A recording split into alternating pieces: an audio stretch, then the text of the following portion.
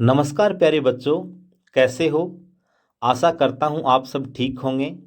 तो चलिए आज हम पढ़ने जा रहे हैं। आज हम देखेंगे हमारी जो वार्षिक परीक्षा होगी उसका प्रश्न पत्र किस प्रकार का रहने वाला है।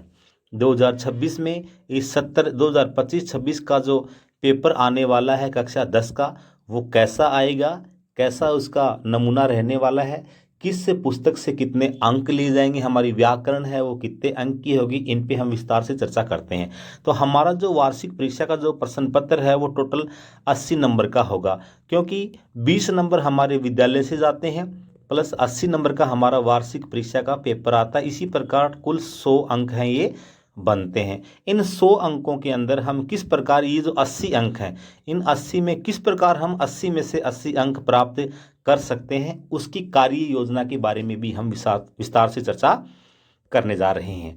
तो देखिए हम आगे बढ़ते हैं और इसके साथ ही यहाँ पे दे रखे हैं जो हमारे जो प्रश्न होंगे बहुविकल्पात्मक यानी ए ब स द के जो न्यू टाइप के जो क्वेश्चन होंगे उनकी संख्या 18 होगी। प्रत्येक क्वेश्चन 1 अंक का आएगा। ठीक इसी प्रकार 18 अंक का जो हमारा अंक रहने वाले हैं और उनको हमें 25 मिनट के अंदर लगभग करना होता है। कम ज़्यादा हो सकता है। वैसे प्रश्न अगर आपके पढ़े हुए हैं, अगर आप हमारी योजना के अनुसार पढ़ते हैं, हमारी वीडियो देख करके पूरी विस्तार से इस सिलेबस को कंप्लीट करते हैं, तो ये जो 25 समय का मिनट का जो ये बहुविकल्पात्मक प्रश्नों का समय दिया है, ये आप मुश्किल से 5 या 7 मिनट के अंदर इसको आप आसानी से कवर कर सकते हैं। ठीक इसी प्रकार रिक्त स्थान से संबंधित 6 क्वेश्चन आते हैं और ये 6 क्वेश्चन ये भी 1-1 अंक के ही आते हैं। ठीक इसी प्रकार 6 नंबर के ये आते हैं, इनकी भी 10 मिनट का जो इनका जो समय है वो आंका जाता है। ये भी अगर प्रश्न आपके पढ़े हुए हैं तो 4-5 मिनट के अंदर इनको भी आप कर सकते हैं। आगे बढ़ते हैं। लघुत्तरात्मक प्रश्नों की संख्या है वह 12 आएगी। प्यारे बच्चों, ये वे प्रश्न हैं जिनके आपको आंसर है वह 3 से 4 लाइन के अंदर ये देने होते हैं। 2 या 3 लाइन में भी आप इनके उत्तर हैं वो कर सकते हैं। तो ऐसे ये क्या है कि ये 12 अंक के जो क्वेश्चन होते हैं ये भी 1 ही नंबर का आएगा। 1 नंबर का क्वेश्चन है तो जाहिर सी बात है कि हम इसको 2 या 1 2 3 ऐसे किसी भी जिस प्रकार का हमारा प्रश्न है उसी प्रकार का हमारा उत्तर भी होगा। तो इसमें कोई बाउंडिंग नहीं है, कोई बाध्यता नहीं है कि आप 2 या 3 लाइन में ही करेंगे। एक लाइन में भी आपका उत्तर समाप्त हो सकता है, 2 में भी हो सकता है और 3 लाइनें हैं वो भी आपको इस्तेमाल करनी पड़ सकती हैं। ठीक उसी प्रकार लघुत्तरात्मक प्रश्नों की संख्या 9 होगी, जो कि प्रत्येक प्रश्न है वो हमारा 2 अंक का रहने वाला है। और दीर्घात्मक प्रश्न है वो प्रश्न है हमारे 4 प्रश्न रहने वाले हैं। प्रत्येक प्रश्न है वो 3 अंक का रहने वाला है। निबंधात्मक ठीक इसी प्रकार 3 क्वेश्चन आएंगे हमारे निबंधात्मक, और 3 में से 1 प्रश्न है वो तो 6 अंक का आएगा और 2 प्रश्न है वो 4-4 अंक के हैं वो देखने को मिलेंगे। ठीक इसी प्रकार जब हम बात करते हैं कुल प्रश्नों की संख्या हमारी 52 होगी।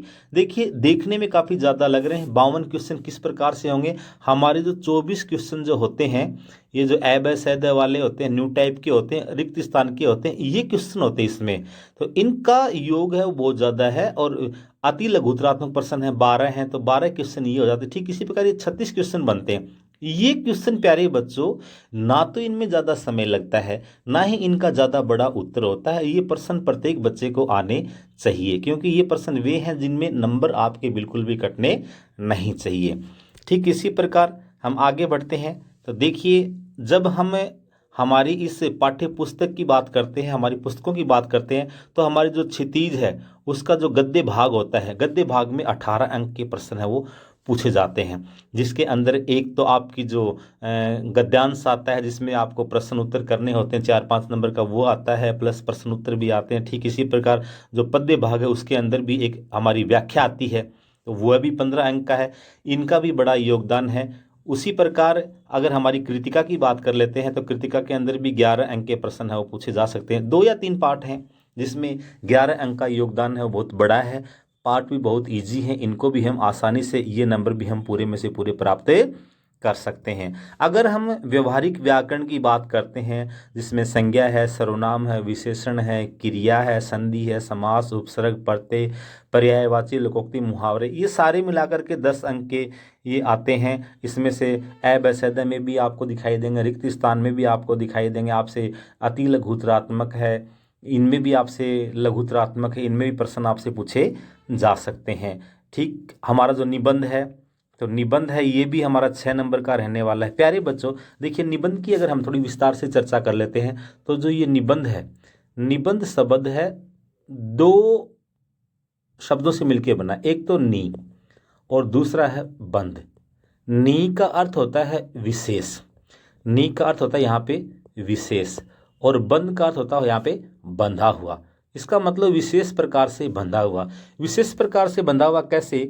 देखिए, हमारे जो पाठ्य पुस्तक में जो हमारे जो पेपर में जो निबंध आएंगे, तो उन निबंध के जैसे मान लीजिए कि भ्रष्टाचार आ गया, तो भ्रष्टाचार क्या है उसकी पहले प्रस्तावना, भ्रष्टाचार के दुष्परिणाम, भ्रष्टाचार से किस प्रकार बचा जा सकता है, उपसंहार, ठीक इसी प्रकार हमें पॉइंट दिए रहते हैं और उन पॉइंटों का हमें विस्तार करना पड़ता है। उसी के अनुसार हमें हमारी लैंग्वेज को बनाना पड़ता है, उसी का विस्तार है वो हमें करना पड़ता है। तो ये 6 नंबर का जो निबंध है, इसकी जो हम बात करें, अगर शब्दों की बात करें, तो हमें 300 शब्दों में लिखना पड़ता है। और अगर हम बोर्ड की अगर कॉपी की बात करते हैं, तो बोर्ड की हमारी जो उत्तर पुस्तिका आएगी, तो उसका जो एक जो पृष्ठ होता है, एक साइड का जो पन्ना होता है, सिंगल पन्ना एक साइड का, उसकी जो शब्द सीमा 100 से लेकर के 110 मानी जाती है। 100 या 110 है वो मानी जाती है। इसका मतलब ये हुआ कि हमें एक साइड की, जैसे ये कॉपी है, जैसे ये है, हमने कॉपी को खोल रखा है, तो ये वाला पेज करना है और ये वाला करना है, और एक फिर आगे हम पलटेंगे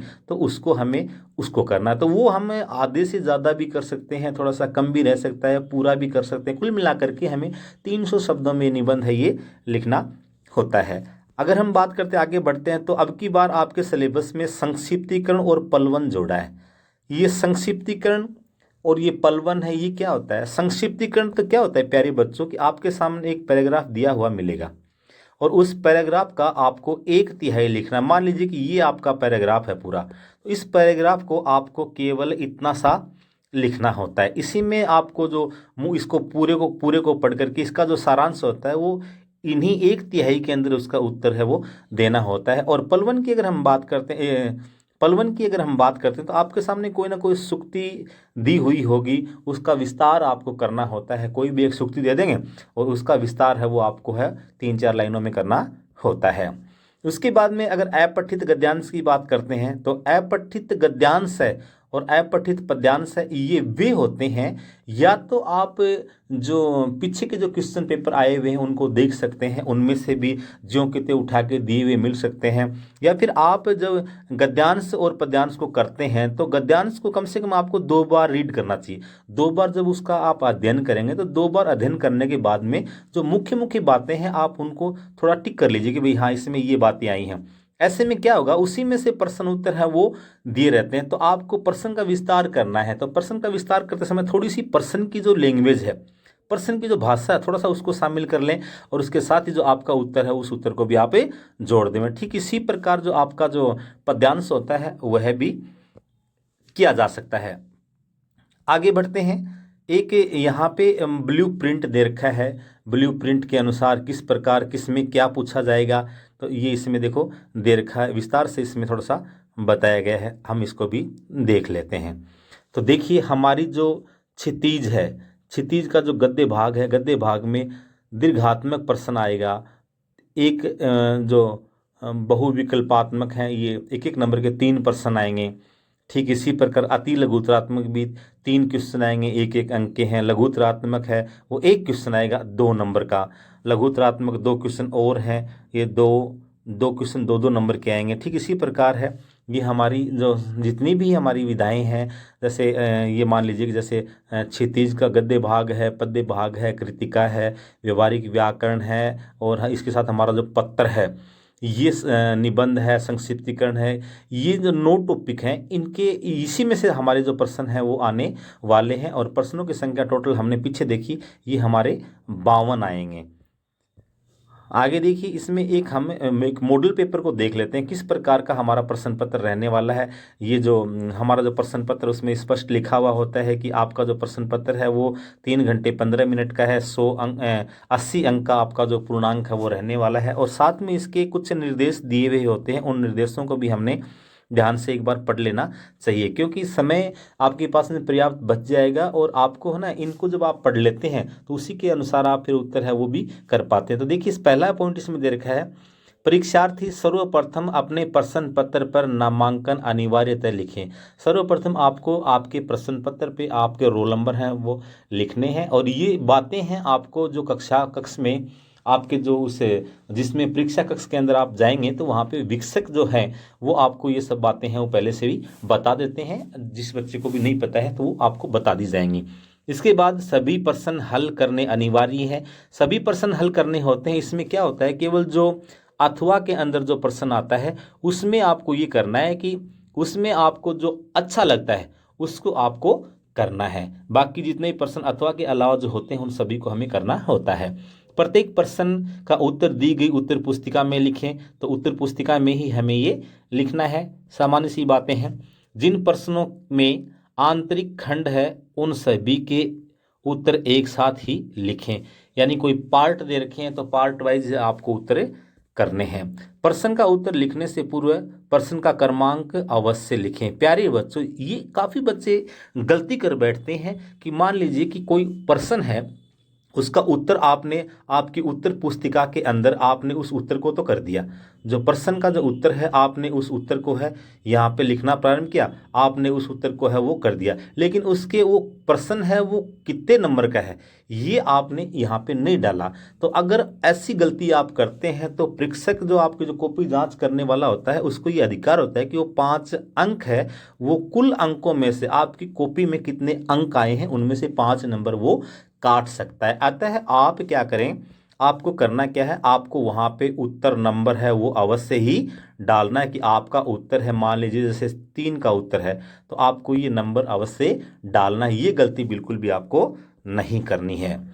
इसके साथ ही आपको करना क्या है कि जो आपके जो प्रश्न पत्र होते हैं उनके बारे में सामान्यतः जानकारी दी होती है। क्रम संख्या इतने से इतने आंतरिक विकल्प हैं यानी अ ब स द वाले हैं या कैसे हैं, तो उनके बारे में जैसे ही आप पेपर देखेंगे तो वो सामने जानकारी मिल जाएगी। इसका एक हम नमूना देखने जा रहे हैं, उसमें किस प्रकार से दिया है चलो हम उसको भी देख लेते हैं। देखिए खंड अ है, इसके अंदर लिखा इन्होंने निम्नलिखित बहुविकल्पात्मक प्रश्नों के उत्तर अपनी उत्तर पुस्तिका में दीजिए।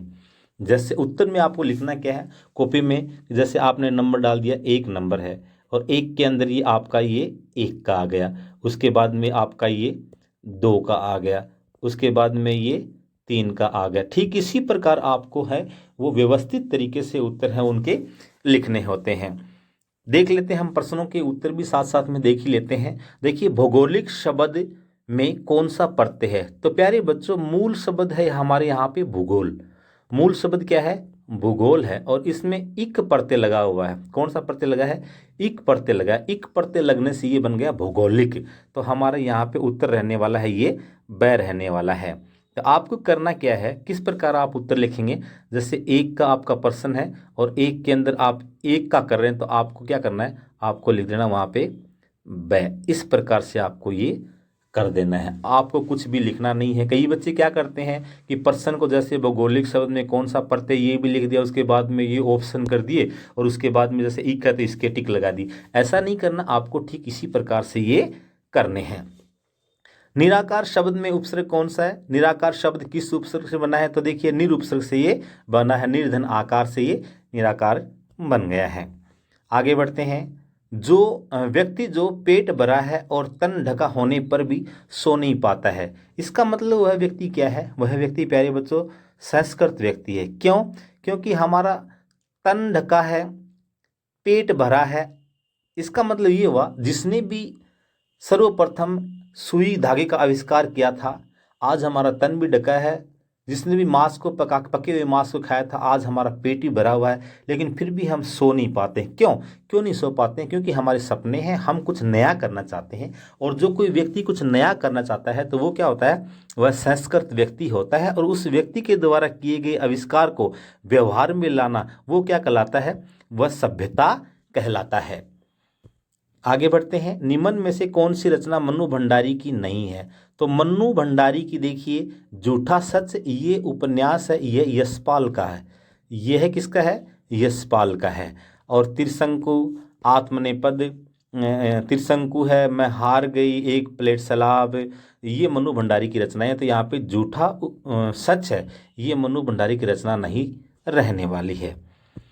लेखक ने बाल गोविंद की संगीत साधना को लेखक ने बाल गोविंद की संगीत साधना का चरम उत्कर्ष किस दिन देखा? तो देखिए, लेखक ने कब देखा था? जब बेटे की मृत्यु, पुत्र की मृत्यु के ऊपर वे क्या कर रहे थे? पश्चाताप करने के स्थान पे, रोने धोने के स्थान पे क्या कर रहे थे? गीत गाए जा रहे थे, डफली बजा रहे थे, नाच रहे थे। और बाल गोविंद भक्त मानते हैं कि आत्मा परमात्मा से जा मिली है, इससे बड़ी खुशी की और क्या बात हो सकती है। तो इस कारण वे उनकी चरम उत्कर्ष की जो साधना है उसको लेखक ने पुत्र की मृत्यु पे देखा था।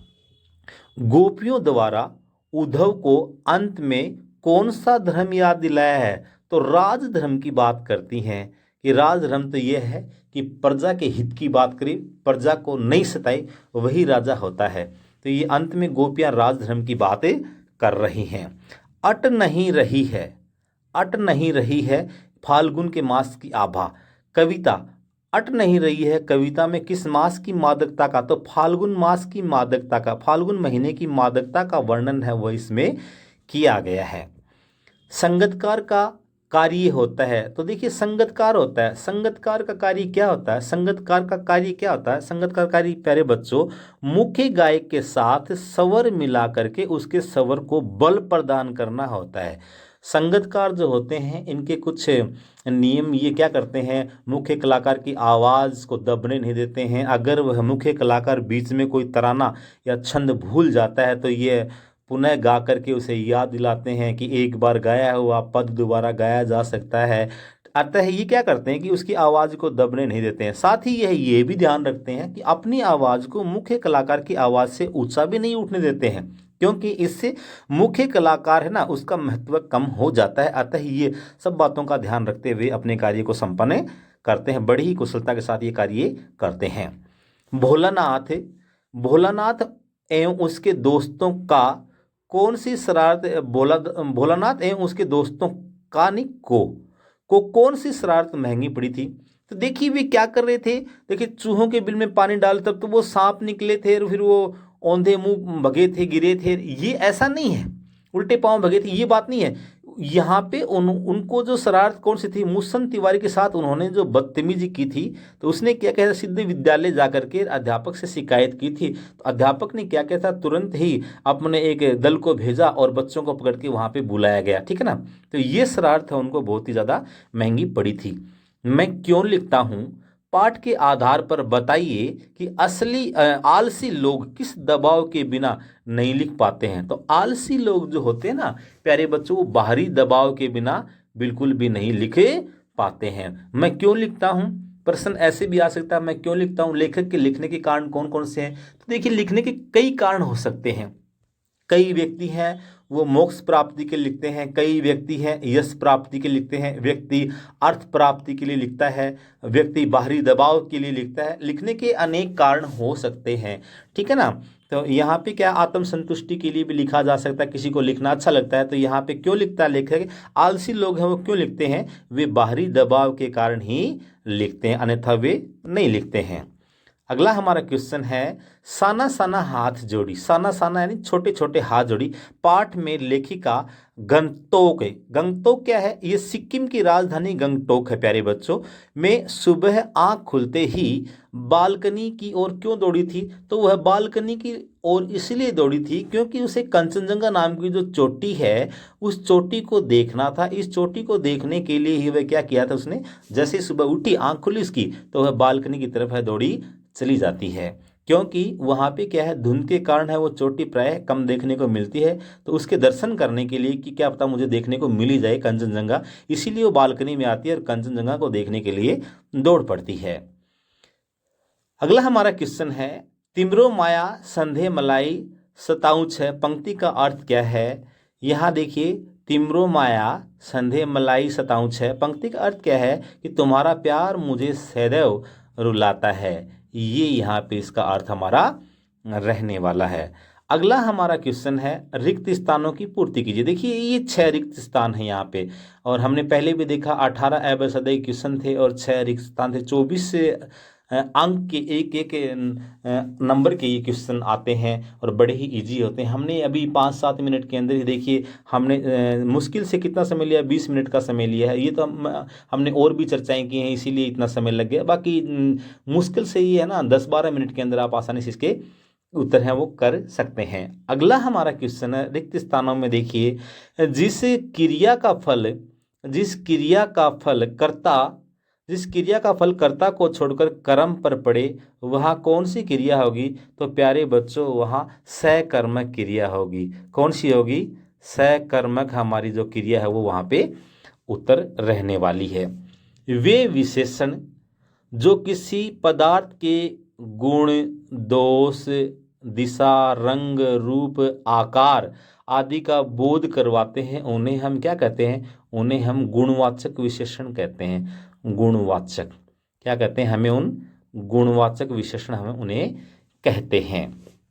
अगला देखिए, अगला प्रश्न हमारा, वे शब्द जिनके स्वरूप में लिंग, वचन, काल, कारक आदि की दृष्टि से कोई परिवर्तन नहीं होता है वे शब्द क्या कहलाते हैं? तो वे शब्द अविकारी कहलाते हैं। अविकारी। अविकारी में क्या होता है? इनमें किसी भी प्रकार का ए का अर्थ यहाँ पे क्या है? ए का अर्थ होता है यहाँ पे नहीं। और विकार का अर्थ क्या होता है? विकार का अर्थ होता है बदलाव। तो इनके अंदर क्या होता है? किसी भी प्रकार का कोई बदलाव है वो देखने को नहीं मिलता है। अगला हमारा प्रश्न है सर्वनाम के कितने भेद हैं? तो सर्वनाम के भेद कितने होते हैं? तो देखिए पुरुष अनिश्चय निश्चय प्रश्न निज संबंध बन जाता है। पुरुषवाचक सर्वनाम, पुरुष अनिश्चय, अनिश्चयवाचक सर्वनाम, पुरुष अनिश्चय निश्चय, निश्चयवाचक सर्वनाम, पुरुष अनिश्चय निश्चय प्रश्न निज संबंध, प्रश्नवाचक, निजवाचक, संबंधवाचक, ये पुरुष अनिश्चय निश्चय प्रश्न निज संबंध बन जाता है। सर्वनाम के भेद हैं 6। कितने? 6। यह मुझको आता है। तो प्यारे बच्चों सर्वनाम के जो भेद होते हैं वह कितने होते हैं? वह 6 भेद होते हैं। आपको इस प्रकार से 6 लिखना है। स्वागत में कौन सी संधि है? तो यहाँ पे हमारी यण संधि है वो रहने वाली है। रात दिन में कौन सा समास है? तो देखिए रात दिन है, रात और दिन है, इसमें द्वंद्व हमारा जो समास है वो रहने वाला है। आगे बढ़ते हैं। देखिए आगे क्या दे रखा है? देखिए ये अपठित गद्यांश दे रखा है। अपठित गद्यांश गद्य भाग है, अपठित है। इसका मतलब ये कि आपका पढ़ा हुआ नहीं होगा। इसको आपको पढ़ना है, पढ़ने के बाद में इसके प्रश्न उत्तर आपको करने होंगे। तो निम्नलिखित अपठित गद्यांश को पढ़ करके दिए गए प्रश्नों के उत्तर अपनी उत्तर पुस्तिका में लिखना है। भारत के राष्ट्रीय आदर्श हैं त्याग और सेवा। तो ये त्याग और सेवा प्रश्न आगे क्या पता किस प्रकार का देखने को मिले, लेकिन देखिए भारत के राष्ट्रीय आदर्श क्या है? त्याग और सेवा। आप इन धाराओं में तीव्रता उत्पन्न कीजिए और शेष सब अपने आप ठीक हो जाएगा। तुम काम में लग जाओ, फिर देखोगे इतनी शक्ति आएगी कि तुम उसे संभाल न सकोगे। दूसरों के लिए रत्ती भर सोचने, दूसरों के लिए रत्ती भर यानी थोड़ा बहुत भी सोचने से धीरे धीरे हृदय में सिंह का सा बल आ जाता है। यानी अगर हम दूसरों के बारे में सोचेंगे, दूसरों से प्रेम भाव अगर हम रखेंगे तो हमारे मन में क्या है? एक शेर के समान बल है वह आ जाएगा। तुम लोगों से मैं इतना स्नेह करता हूँ, परंतु यदि तुम लोग दूसरों के लिए परिश्रम करते करते मर भी जाओ तो भी यह देखकर मुझे प्रसन्नता होगी। केवल वही व्यक्ति सबकी अपेक्षा उत्तम रूप से कार्य कर सकता है जो पूर्णतया निस्वार्थ है। तो यहाँ पे ये बात भी हमारे सामने आई है। कौन व्यक्ति है वह सबके? देखिए क्या है? केवल वही व्यक्ति सबकी अपेक्षा उत्तम रूप में कार्य कर सकता है जो पूर्णतया निस्वार्थ है। अगर हम निस्वार्थ भाव से काम करेंगे तो उसका रिजल्ट हमें देखने को मिलेगा। भारत के राष्ट्रीय आदर्श क्या है? तो भारत के राष्ट्रीय आदर्श हमने देखा त्याग और सेवा है, तो हमारा उत्तर रहने वाला है त्याग और सेवा। दूसरों के लिए सोचने से हृदय में किस प्रकार का बल आ जाता है? तो यहाँ पे आया था दूसरों के लिए सोचने से, दूसरों के लिए रति भर भी सोचने से धीरे धीरे हृदय में सिंह का सा बल, शेर का सा बल है वह आ जाता है। तो हमारा उत्तर हो जाएगा यहाँ पे सिंह का सा। आगे बढ़ते हैं। अगला हमारा क्वेश्चन है स्वार्थी शब्द विपरीतार्थक। स्वार्थी जो शब्द है उसका अगर हम विपरीत अर्थ निकालें तो गद्यांश में छाट करके हमें लिखना है। तो एक तो होता है स्वार्थी, और स्वार्थी का उल्टा होता है निस्वार्थ। हम निस्वार्थ भाव से हम कोई भी काम करते हैं, अगर हम स्वार्थ भाव से काम करते हैं तो वह कोई कार्य नहीं है। हम निस्वार्थ भाव से लोगों की सेवा करेंगे तो वही हमारा सेवा का कार्य माना जाएगा। अगला है उपयुक्त गद्यांश का उचित शीर्षक दीजिए। तो यहाँ पे हम देखते हैं इस गद्यांश की अगर हम शीर्षक की बात करते हैं तो हम कह सकते हैं इसमें त्याग के भाव हैं। आप किसी भी प्रकार है कर सकते हैं। हमारे गौरव आप अपने अकॉर्डिंग इस पद्यांश को पढ़ करके मिलता जुलता है वो है लिख सकते हैं। लेखक को क्या देखकर प्रसन्नता होगी? तो लेखक को देखिए प्यारे बच्चों, लेखक को क्या देख करके प्रसन्नता होगी?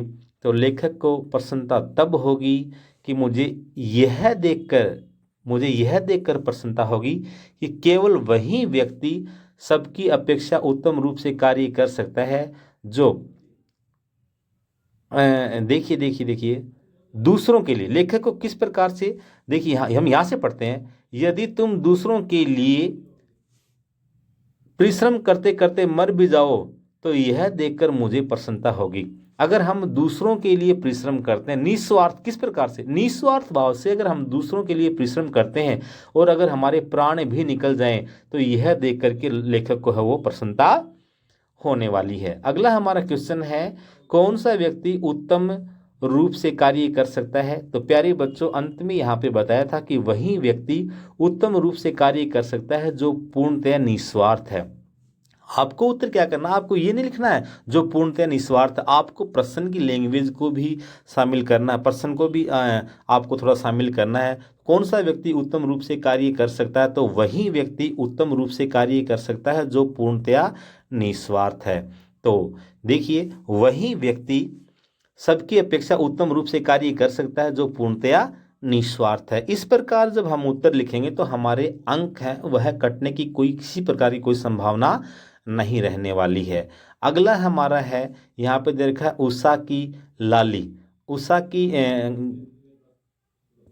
यहाँ पे दिया अपठित गद्यांश दे रखा है, उसको पद्यांश दे रखा है, उसको भी पढ़ करके हमें हमारे जो प्रश्न है हमारी पाठ्य पुस्तिका है उसमें हमें करने हैं। तो देखिए उषा की लाली में अभी से गए निखर, हिमगिरी के कनक शिखर, आगे बढ़ा शिशु रवि, बदली छवि देखता रह गया अपलक कवि, डर था प्रतिपल अब अपरूप का यह जादुई आभा, जाए न बिखर। उषा की लाली अर्थात सूर्योदय के समय का वर्णन किया गया है। जैसे ही सूर्योदय की जो किरणें हैं वे क्या करती हैं, हिमगिरी यानी ऊंची ऊंची पहाड़ियों पे गिरती हैं तो उनके जो शिखर हैं वो सोने के समान चमकने लग जाते हैं। और जैसे ही थोड़ा सा आगे बढ़ता है शिशु रवि यानी जो सूर्य है वह बाल अरुण है।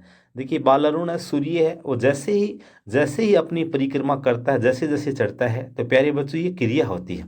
ये यहाँ पे बाल अरुण है, ये यहाँ पे यौवन अरुण है, ये यहाँ पे वृद्ध अरुण है। तो जैसे जैसे सूर्य है वो ऊपर चढ़ता गया और क्या होता है जो प्रकृति में एक जादू सा चल रहा होता है, जो इन चट्टानों के ऊपर जैसे सूर्य की किरणें पड़ती हैं तो ये सोने के समान चमकने लग जाती हैं। जैसे जैसे सूर्य है ये ऊपर चढ़ता जाता है और ऐसे वैसे प्रकृति के अंदर बदलाव है वो देखने को मिलता है। कवि कहता है बदली छवि देखता रह गया अपलक कवि। अपलक मतलब बिना पलक झपकाए। कवि आंखें फाड़ करके देखता ही रह गया। कवि अपनी आंखों को चाहकर भी बंद करना नहीं चाहता है। क्यों नहीं चाहता है? उसे डर था प्रतिपल अपरूप यह जादुई आभा, कहीं जाए न बिखर। कहीं जो प्रकृति में जादू सा चल रहा है कहीं जादू समाप्त न हो जाए, इस बात का कवि को डर था। तो देखिए पद्यांश का उचित शीर्षक बताइए। तो ये हम कह सकते हैं, हम यहाँ कह सकते हैं सूर्योदय।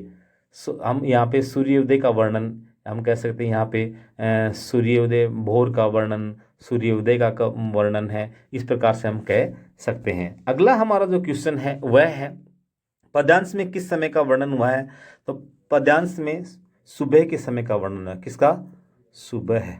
तो आपको करना क्या है, पद्यांश में सुबह के समय का वर्णन हुआ है। इस प्रकार से आपको पद्यांश में किस को हटा देना यहाँ पे, और यहाँ पे लिखना आपको सुबह।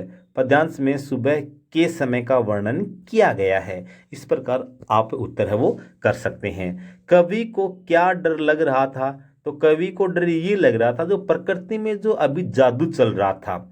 कवि को डर यह था कि प्रकृति में जो अभी जो जादू चल रहा है वो जादू कहीं बिखर न जाए, वो जादू कहीं टूट न जाए। इसीलिए कवि क्या करता है, उस जादू को अपनी आंखों में कैद करना चाहता है और वह अपलक बिना पलक झपकाए लगातार उसे देखता ही रहता है। अगला हमारा क्वेश्चन है, कविता में कवि ने हिमगिरी किसे कहा है। तो कविता में कवि ने हिमगिरी किसे कहा है, हिमालय को यहाँ पे कहा है। आगे बढ़ते हैं, हिमगिरी के शिखर किससे निखर गए हैं। तो हिमगिरी के जो शिखर है वो उषा की लाली से निखर गए हैं। कविता में रवि को किस के समान बताया है। तो कविता में कवि को जो शिशु के समान बताया है। किसके समान बताया है, शिशु के समान बताया है। अगला हमारा जो प्रश्न रहने वाला है उसमें क्या दिया है, देखिए निम्नलिखित पठित गद्यांश को पढ़ करके दिए गए पठित गद्यांश, इसका मतलब ये हुआ प्यारे बच्चों, ये हमारी पाठ्य पुस्तक में से लिया गया है।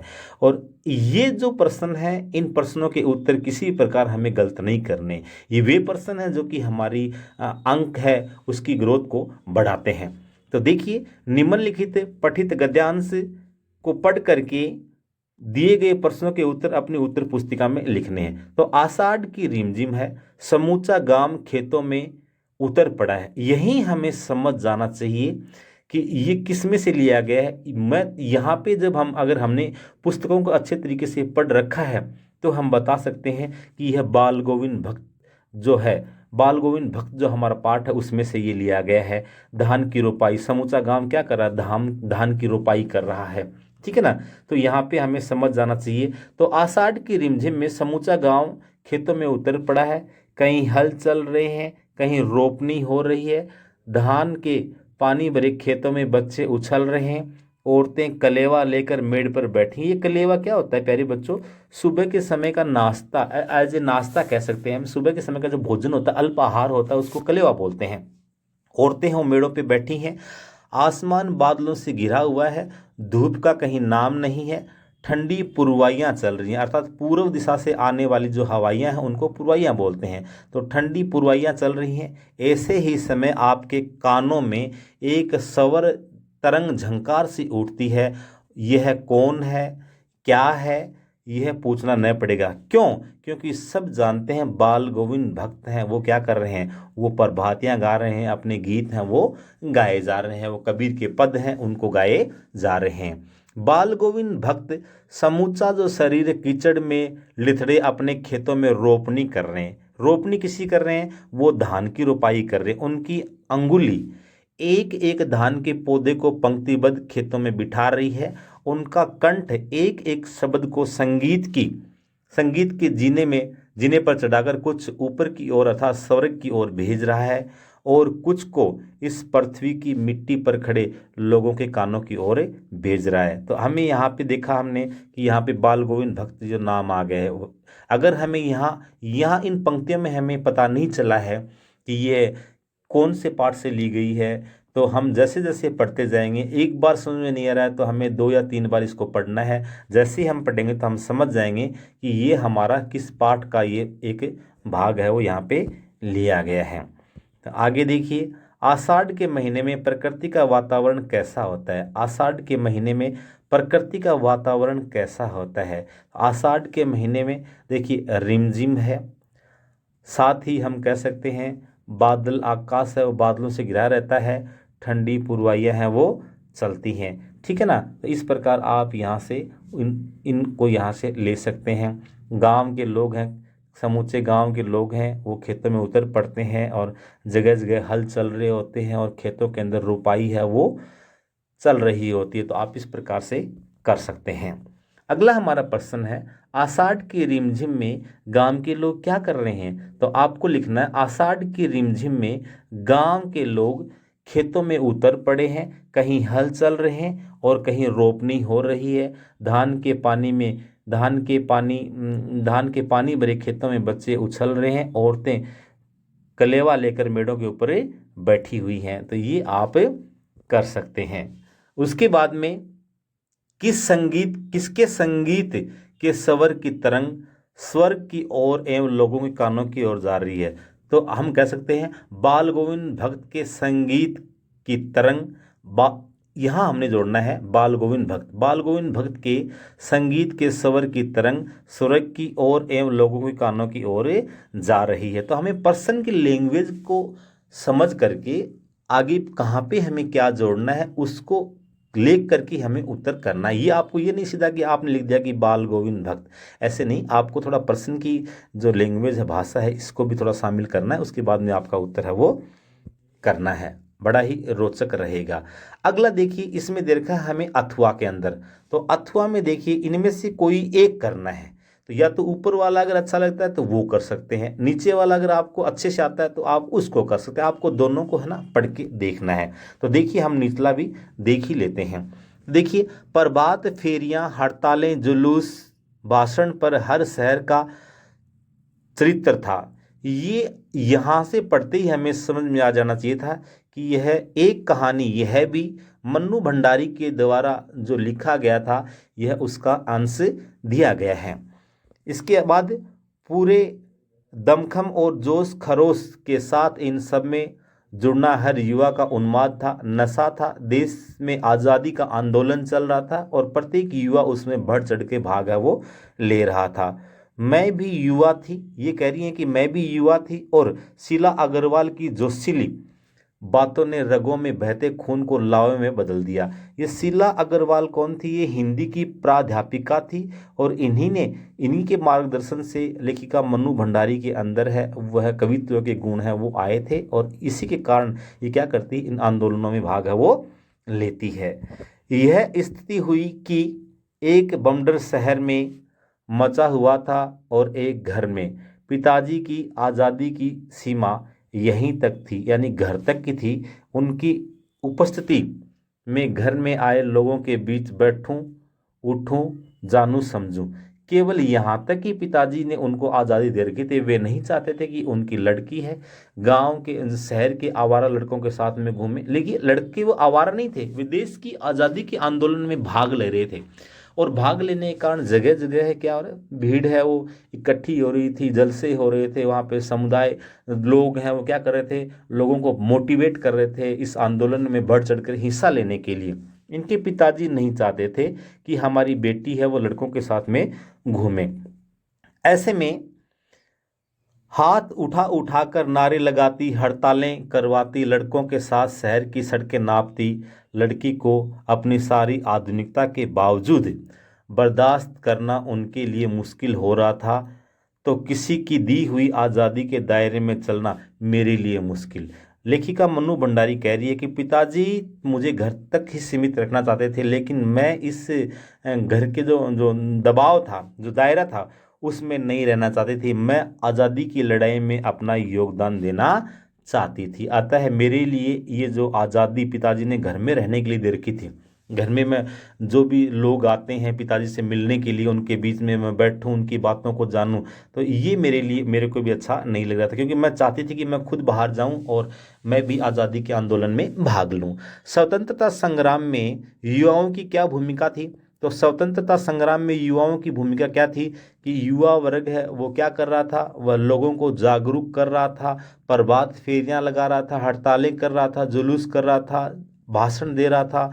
पूरे जोश के साथ वे लोग क्या कर रहे थे, लोगों को जोड़ने का प्रयास कर रहे थे। देश की आज़ादी में पूरे जोर के साथ वे अपना योगदान दे रहे थे।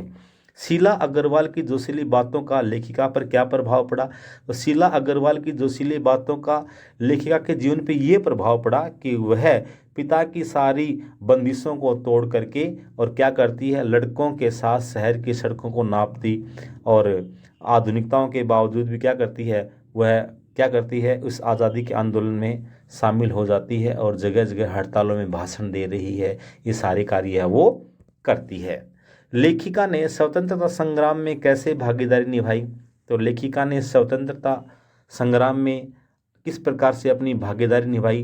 तो वह भी क्या करती है, उन लड़कों के साथ हो जाती है और अपनी है ना जो सारी अब जो अपनी लड़की की जो देखिए यहाँ पे वह क्या करती है, लड़कों के साथ शहर की सड़कें नापती है और मतलब जाती है और लड़की को अपनी सारी आधुनिकता के बावजूद बर्दाश्त करना उनके लिए मुश्किल हो रहा था, लेकिन पिता की आज़ादी को वह वहीं तोड़ देती है और क्या करती है, आज़ादी के आंदोलन में वह बढ़ चढ़ के हिस्सा वह लेती है।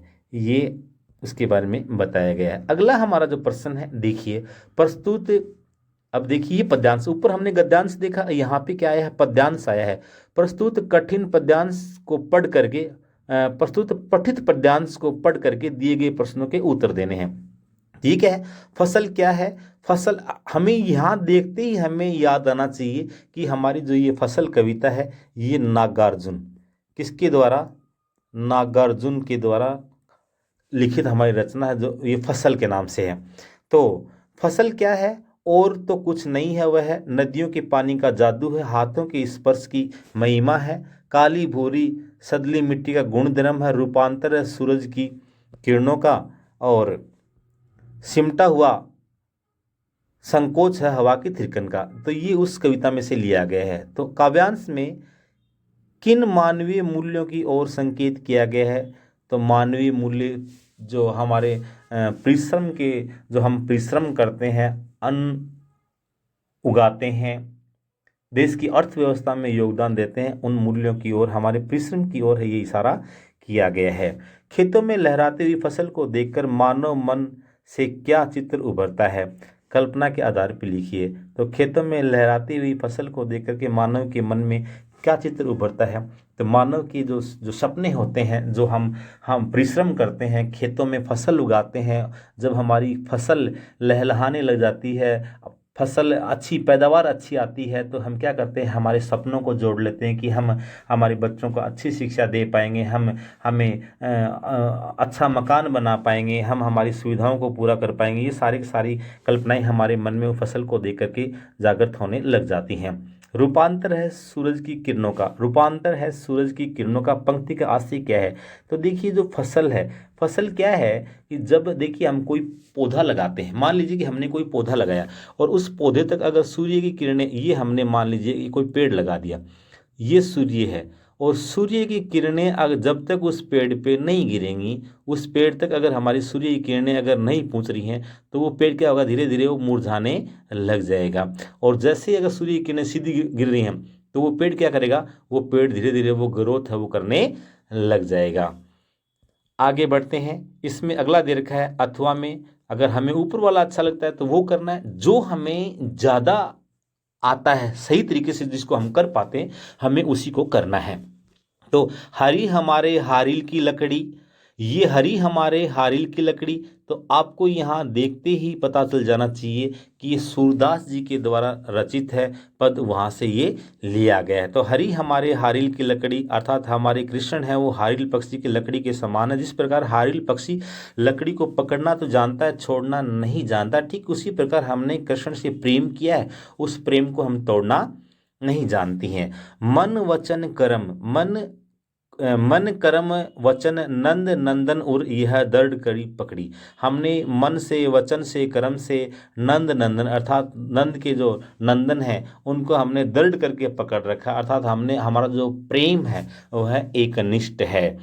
जागत सोवत स्वपन, जागते समय सोते समय स्वपन में, दिवस निशी, दिन में रात में, कान्ह कान्ह जकरी, हम तो कृष्ण कृष्ण की पुकार है वो करती रहती हैं। सुनत जोग लागत है ऐसो जो करोई ककड़ी, हे उद्धव जी आपकी जो योग मार्ग की बातें हमें तो कड़वी ककड़ी के समान है वो लगती हैं। आगे बढ़ते हैं। सूतो व्याधि हमको ले आए। सूतो सूतो कौन सी व्याधि होती है? बीमारी। यह कौन सी बीमारी हमको ले हमारे लिए ले आए हैं? देखी सुनी न करी, हमने तो कभी इस बीमारी को देखा ही नहीं। अर्थात ये योग नाम की जो बीमारी है, ना तो हमने इसे कभी पहले देखा है और ना ही कभी भोगा है। यह तो सूर तिन्ही को सौंपो, यह तो सूर तिन्ही को सौंपो जिनके मन चक्री। यह तो आप उन्हीं को सौंपिए। सूरदास जी करें, हे उद्धव जी, आप यह जो योग रूपी बीमारी है ये उन्हीं को सौंपिए जिनका मन चक्री की भांति चंचल है, जिनका मन स्थिर नहीं है। गोपियों का मन एकनिष्ठ है, कृष्ण के प्रेम में लगा हुआ है, कृष्ण के अलावा इन्हें कुछ भी अच्छा नहीं लगता है। तो प्रश्न को देख लेते हैं। गोपियों ने कृष्ण की तुलना किससे की है? तो गोपियों ने कृष्ण की तुलना हरि हमारे हारिल की लकड़ी, हारिल पक्षी की लकड़ी के समान की है। गोपियों ने कृष्ण की तुलना हारिल पक्षी की लकड़ी के समान की है। गोपियों का उद्धव द्वारा दिया गया योग संदेश कैसा प्रतीत होता है? गोपियों को उद्धव द्वारा दिया गया योग संदेश कैसा प्रतीत होता है? गोपियों को उद्धव द्वारा दिया गया योग संदेश, इसके बाद में आपको जोड़ना है, कड़वी ककड़ी के समान प्रतीत होता है। काव्यांश में रेखांकित पंक्ति का आशय स्पष्ट कीजिए। तो काव्यांश में रेखांकित पंक्ति कौन सी थी? यह तो सूर तिन्ही को सौंपो जिनके मन चक्री। सूरदास जी कहते हैं, हे उद्धव जी, आप यह जो योग नामक योग की जो योग साधना लेकर के आए हैं, यह उन लोगों को सौंपिए जिनका मन चक्री की भांति चंचल है, अर्थात जिनका मन स्थिर नहीं है। गोपियां कृष्ण के प्रेम में एक निष्ठ है, ये बातें इनको बिल्कुल भी अच्छी नहीं लगती हैं। अगला हमारा जो खंड है वह है बैखंड है। और बैखंड में क्या दे रखा है? देखिए, बैखंड को हम देख लेते हैं। तो बैखंड में दिया है, निम्नलिखित लघुतरात्मक प्रश्नों में प्रत्येक का उत्तर लगभग 40 शब्दों में देना है।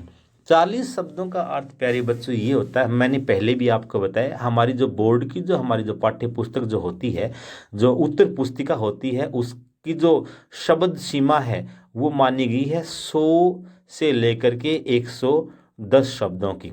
इसका मतलब ये हुआ 40 शब्दों में आपको लिखना है, तो आपको लगभग आधे के आसपास, आधे से थोड़ा कम, यानी आधे से मतलब 1/3 मान के चलो, आपको 1/3 में यह उत्तर है वो देने होंगे।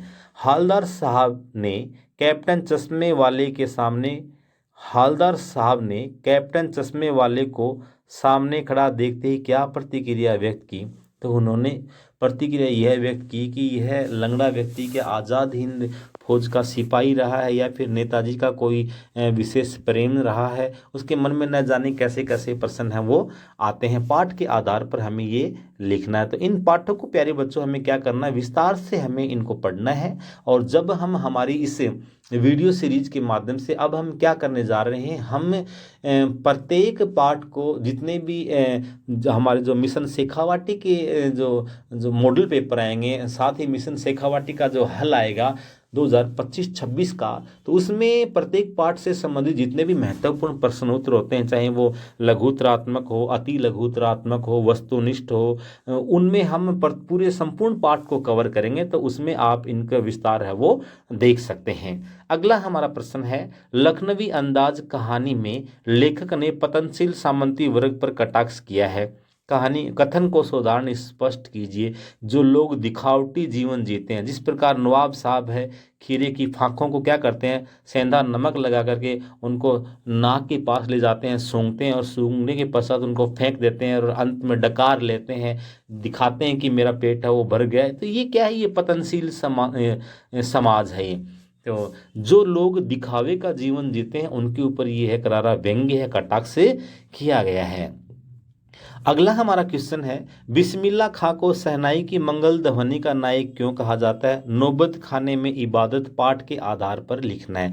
प्यारे बच्चों, ऊपर वाले प्रश्न में हमने देखा पाठ के आधार पर लिखिए, नीचे वाले प्रश्न में हम देख रहे हैं पाठ के आधार पर लिखिए। ये क्या है? इसका मतलब ये है कि हमें क्या करना है, जो हमारी पाठ्य पुस्तक है, पाठ्य पुस्तक में जो हमारा जो पाठ होता है और पाठ का जो विवरण दिया हुआ होता है, पाठ परिचय दिया हुआ होता है, तो पाठ परिचय को हमें विस्तार से पढ़ना है। उसी में से हमारे अधिकांश जो प्रश्न हैं, ऐसे वाले जो प्रश्न हैं 40 शब्दों के हैं, 30 शब्दों के हैं, निबंधात्मक हैं, उनके उत्तर है वो हल हो जाते हैं। तो देखिए, बिस्मिल्लाह खां को मंगल ध्वनि का नायक इसीलिए कहा जाता है क्योंकि बिस्मिल्लाह खां की जो ध्वनि है वो 80 वर्ष के होने के पश्चात वे क्या करते हैं, शहनाई को बजा रहे हैं, आठों वक्त की नमाज में यही इबादत करते हैं, प्रार्थना करते हैं अपने ईश्वर से कि मुझे सच्चा सुर प्रदान करें। और जबकि उनके पास में सच्चा सुर है, लेकिन ये कि महान हम कहें कि शहनाई वादक की यह है विनम्रता, ये इतना सौम्य स्वभाव है, ये हमें इस पाठ में देखने को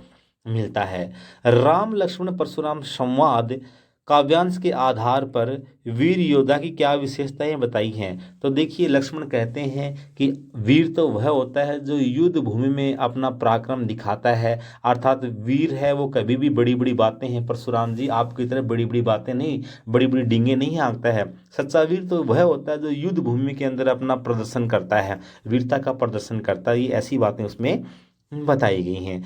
इनको हम विस्तार से जब हम पढ़ेंगे उस समय देखेंगे। अगला देखिए, आत्मकथा सुनाने का अभी समय नहीं है, कवि ने ऐसा क्यों कहा। आत्मकथ्य विशेषांक यानी काव्यांश के आधार पर लिखिए। फिर से वही आ गया पाठ के आधार पे।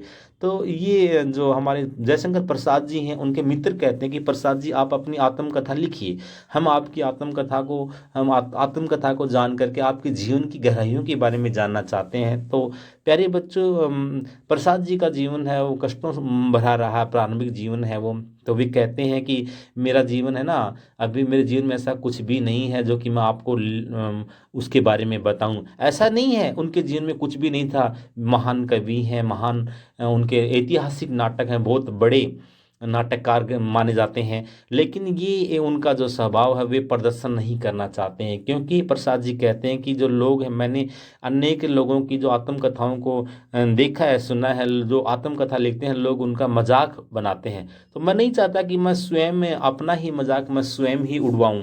तो इसीलिए वे क्या कहते हैं कि अभी मेरे पास में पर्याप्त समय नहीं है, अर्थात मेरे जीवन में ऐसा कुछ भी नहीं है। जब भी मेरे जीवन में कोई विशेष होगा तब मैं आत्मकथा है वो लिखूंगा।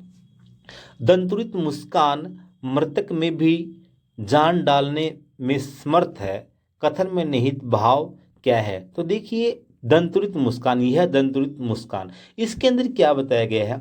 देखिए, मुस्कान दो प्रकार की होती है। एक मुस्कान तो वह होती है जो छोटे बच्चों की होती है, मनोहारी होती है, मन को हरने वाली होती है। और एक, जैसे जैसे हम बड़े होते जाएंगे, छोटे बच्चे की मुस्कान में और बड़े व्यक्ति की मुस्कान में अंतर इतना है कि छोटे बच्चे की मुस्कान स्वाभाविक है, उसमें किसी प्रकार का कोई छल कपट नहीं है, कोई झूठ नहीं है, कोई व्यंग्य नहीं है, कोई दिखावा नहीं है। लेकिन बड़े व्यक्ति, जैसे जैसे उम्र बढ़ती है हमारी, तो हम क्या करते हैं कि कहने का मतलब ये है कि हम व्यंग्य के रूप में भी हंस देते हैं, और जहाँ पे हंसने की बात नहीं वहाँ पे भी है व्यक्ति है दांत निपोड़ते, दांत निकालते हैं, वो दिखाई पड़ते हैं। तो उनको हम क्या समझें, वो व्यंग्य में हंस रहे हैं, उनकी वास्तविक हंसी है या व्यंग्यात्मक हंसी है, इसका अंदाजा लगाना बड़ा मुश्किल कार्य है।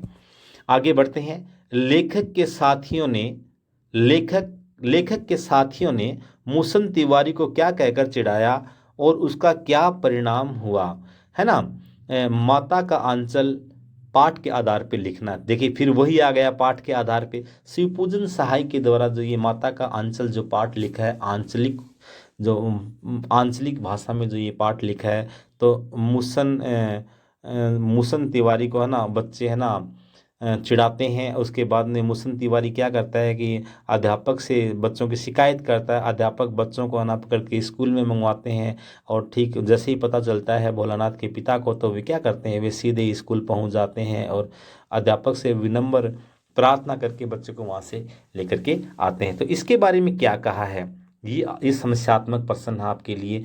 तो आप अपनी पाठ्य पुस्तक में देखेंगे कि मूसन तिवारी को क्या कह करके चिढ़ाया था। ये आपका आज का समस्यात्मक प्रश्न हमारा रहने वाला है। लेखक ने जीव अपव्यय के बारे में क्या अनुमान लगाया, मैं क्यों लिखता हूँ, पाठ के आधार पे लिखिए। तो ये मैं क्यों लिखता हूँ, ये पाठ किसके द्वारा लिखा गया है, ये सच्चिदानंद हीरानंद वात्स्यायन अज्ञेय के द्वारा। तो देखिए, अज्ञेय जी के द्वारा जो ये पाठ लिखा गया है। तो ये आपसे ये भी पूछा जा सकता है अज्ञेय का पूरा नाम क्या है। तो इनका पूरा नाम प्यारे बच्चों सच्चिदानंद हीरानंद वात्स्यायन अज्ञेय था। तो जीव अपव्यय के बारे में क्या बताया है, तो उसको थोड़ा विस्तार से हम आगे के जो पाठों में, वीडियो हमारा लंबा हो रहा है तो हम कम समय लेते हुए जल्द है इसको समाप्त करने जा रहे हैं, और हम इसकी जो विस्तृत से जानकारी है उसको हम आगे पढ़ेंगे। देखिए अगला हमारा जो क्वेश्चन रहने वाला है वह हमारा क्वेश्चन है क्या, कि अपनी खिचड़ी अलग पकाना। अपनी खिचड़ी अलग पकाना मुहावरे का अर्थ क्या है, वाक्य में प्रयोग लिख करके बताइए। आपके मुहावरे हैं, लोकोक्ति हैं, वो भी आपसे पूछे जाएंगे, तो इनको भी हमें लोकोक्ति मुहावरों का भी हम एक सीरीज लेके आएंगे, एक वीडियो लेके आएंगे, जिसके अंदर परीक्षा की दृष्टि से जितने भी महत्वपूर्ण जो लोकोक्ति मुहावरे हैं उनको हम साथ में लेंगे और करेंगे। सी खंड जो हमारा रहेगा उसमें भी क्या होगा, उसमें जो प्रश्नों की जो शब्द सीमा रहने वाली है वह 60 से 80 रहने वाली है। कहने का मतलब ये, हमारी जो जो उत्तर पुस्तिका होगी उसका एक पेज से ये मानो कि आपको 70% के आसपास, 65-70% का जो भाग है वह आपको इस प्रश्नों के उत्तर करने में करना पड़ेगा। इसमें जो 80 वाले, 60 से 80 शब्दों वाले जो आते हैं उसमें आपके यहाँ पे अथवा में देखने को मिलेंगे। 3 क्वेश्चन आएंगे और तीनों में आपको क्या है, अथवा के रूप में भी देखने को मिलेंगे। और एक हमारा जो क्वेश्चन आएगा वह आएगा हमारा कवि परिचय का। कवि परिचय में देखिए, जैसे यहाँ पे जयशंकर प्रसाद का दे रखा है, रामवृक्ष बेनीपुरी जी का दे रखा है, तो इनके बारे में हम ज़्यादा नहीं, कम से कम 6-7 कवियों के बारे में, लेखकों के बारे में हम पढ़ेंगे, जिनका जीवन परिचय हम विस्तार से जानेंगे कि किनका आ सकता है। पीछे कक्षाओं में जिनका, पीछे की परीक्षाओं में जिनका आया हुआ है उनको छोड़ करके दूसरे और कौन से हैं उनको हम विस्तार से देखेंगे। अगला हमारा जो निबंधात्मक जो प्रश्न है, जो पीछे जो निबंधात्मक जो प्रश्न आए थे, तो ये देखिए निबंधात्मक जो प्रश्न रहने वाले हैं, लगभग समय सीमा इनकी 150 दे रखी है। यहाँ पे क्या दे रखा है, ये हमें निबंध दे रखा है, यहाँ पे ये गलती से दे दिया है यहाँ पे ना। तो देखिए हमारा निम्नलिखित विषयों में से किसी एक विषय पर लगभग 300 शब्दों में निबंध लिखना है। तो मैंने आपको पहले ही बताया है निबंध किस प्रकार से लिखना है। निबंध हमें सिंगल साइड के 3 पृष्ठ भरने हैं। एक पृष्ठ हमने ये भर दिया, दूसरा इसका जो दूसरी साइड का पेपर है उसमें भी हमने कर दिया, और एक आगे की साइड का पन्ना है उसको करना है। यानी सिंगल पृष्ठ है उनको हमको 3 को करना, तब हमारे जो 300 शब्दों की सीमा है वह पूरी हो जाएगी। साथ में हमें प्यारे बच्चों निबंध किस प्रकार से लिखना है, निबंध लिखन की शैली क्या होगी, उस पर भी हम एक वीडियो बनाएंगे जिसमें हम विस्तार से चर्चा करेंगे। निबंध आप लिखते हैं तो किस प्रकार आप निबंध लिखेंगे, ताकि एक सुव्यवस्थित तरीके से आपका निबंध है उन्हीं पॉइंटों के आधार पर जो आपका निबंध है वो आ जाए। इसके साथ ही अगला हमारा जो क्वेश्चन रहने वाला है वह है, अपने आप को स्वयं को राजकीय उच्च माध्यमिक विद्यालय अलवर का छात्र राकेश कुमार मानते हुए अपने प्रधानाचार्य जी को शैक्षिक भ्रमण के लिए एक प्रार्थना पत्र लिखना है। तो प्रार्थना पत्र के लिए हमने एक वीडियो ऑलरेडी बना रखा है, उस वीडियो को आप देख सकते हैं। प्रार्थना पत्र किस प्रकार से लिखना है, तो प्रार्थना पत्र किस प्रकार से लिखना है उस वीडियो में जाकर के आप देख सकते हैं कि इस प्रकार से हमें प्रार्थना पत्र के हमने 2 प्रारूप बताए हैं, और दोनों प्रारूपों में आपको जो सबसे अच्छा लगता है उस प्रारूप के अनुसार आप है वह लिख सकते हैं। और हमारा जो अगला जो क्वेश्चन है इसमें देखिए एक आएगा आपके पत्र भी आएगा। तो आपके लिए परीक्षा की दृष्टि से अगर मैं कहूँ तो आपका जो ये प्रार्थना जो पत्र है, पत्र की तुलना में जो प्रार्थना पत्र है उसको करेंगे आप, तो आपके लिए ज़्यादा अच्छा रहेगा। अगला हमारा जो क्वेश्चन है वह दे रखा है यहाँ पे, क्या वह दे रखा है, निम्नलिखित अवतरण का संक्षिप्तीकरण करना। संक्षिप्तीकरण, संक्षिप्त मतलब होता है छोटा। क्या करना है, इसको हमें छोटा लिखना है। और छोटा कितना लिखना है, तो देखिए हम इसको पढ़ेंगे, इसको पढ़ करके और हमें क्या करना है, इसका 1/3 करना है, 1/3 करना है।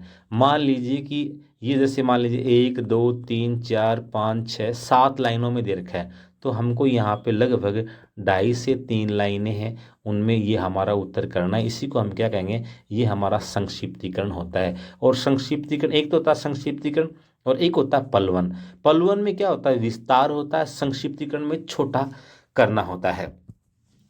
तो आपके लिए जो संक्षिप्तीकरण है ये पलवन की तुलना में बेस्ट रहने वाला है, तो आप इस संक्षिप्तीकरण के ऊपर ज़्यादा ध्यान देवें, पलवन पे ज़्यादा ध्यान नहीं देना है। क्योंकि आपको विस्तार करना, विस्तार आप इतना कर नहीं पाएंगे। इसके साथ ही प्यारे बच्चों, हमारा जो ये आज का जो ये प्रश्न पत्र था, हमने देखा किस प्रकार वार्षिक परीक्षा में हमारा प्रश्न पत्र रहने वाला है, किस टाइप के प्रश्न आएंगे। इन सबको हम अगली जो हमारी क्लासें होंगी उनमें हम एक एक करके समस्त पाठों के जो प्रश्नोत्तर है, महत्वपूर्ण प्रश्नोत्तर है, उन सबको करेंगे। कहीं से भी हमें प्रश्न क्यों ना पूछ ले, हमें प्रश्न को पढ़ते ही है पता चलना चाहिए कि हमारा जो प्रश्न है वह है यहाँ से उठाया गया, इस पाठ्य पुस्तक से लिया गया है। प्यारे बच्चों, अगर वीडियो अच्छा लगा है तो लाइक करें, शेयर करें, सब्सक्राइब करें। धन्यवाद।